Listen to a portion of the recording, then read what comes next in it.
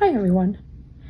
I want to talk about how to approach treating the various things that sometimes patients are dealing with, right? Sometimes we know that they have Lyme disease, they have Bartonella, Bartonellosis, they have babesiosis, they have mast cell activation syndrome, they have maybe mold toxicity, maybe they have vitamin deficiencies and other nutrient deficiencies, right? So there's lots of things going on.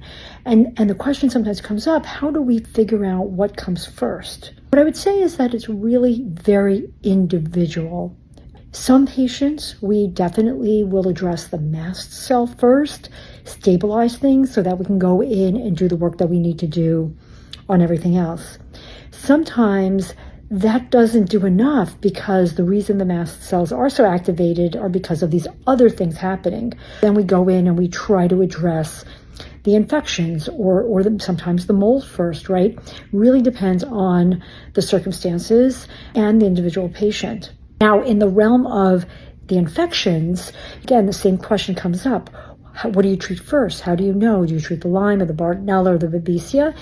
And the same is true. Sometimes we'll treat all of them at the same time. Sometimes we know that one is driving more of the symptoms and we'll try to go after that. But sometimes we're doing multiple things at the same time, yet they're staggered, right? Not exactly at the same time, but we're trying to find a way to get the process going so that we can move it along and get people feeling better.